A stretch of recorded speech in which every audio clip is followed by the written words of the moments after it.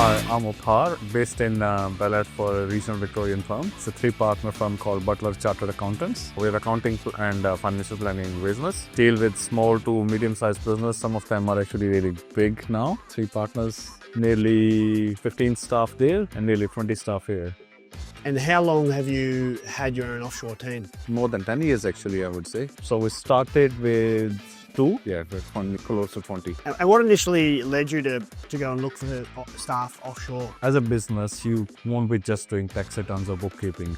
The focus has to be client service. To do that, so some of the work that if you can outsource or automate or offshore, that's where you're freeing up the guys onshore to do sort of more value-add stuff, do more client-facing and that sort of stuff. So we started with a bit of trial, just see how it works. You've been doing this a long time, as you mentioned, 10 years plus. What work do you have your staff do now? What do the offshore team actually do? Pretty much everything. Bookkeeping, payroll, taxation, ground level consulting work as well. Depends on the complexity in the skill set, but almost everything gets handled here. Even with our financial planning, we're kind of trying to build that here as well as much as we can. This isn't your first team trip. You've come over multiple times. How important would you say has the FaceTime been with your team over the years?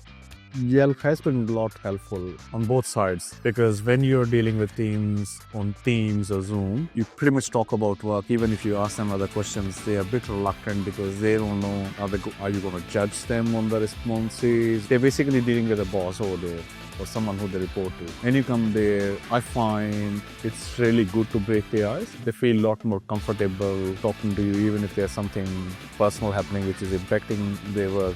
They feel a lot open to discuss that. Look, I have this going on. And on work side, I felt it makes giving them feedback a lot easier. If you're giving them bad feedback, they know it's not you or it's not them. It's purely work because they have seen you in the social setting as well.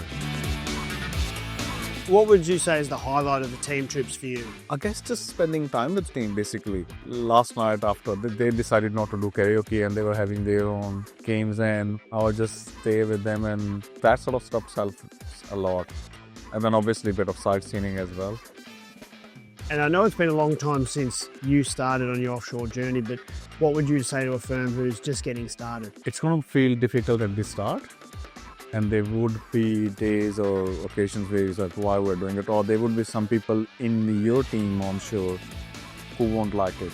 And I think that's where you need to really decide, like, if it's a journey you want to be on, you need to have right people, right processes in place so that it sort of works for you.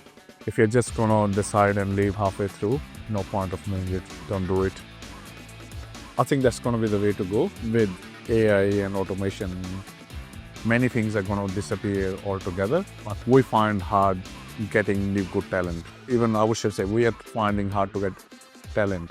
Forget about good work. If you're not going to offshore, then I think in future you're going to be struggling. Unless you are really good, you're really excellent at dealing with the niche market, that's a different story. Otherwise, it's going to be very hard to survive.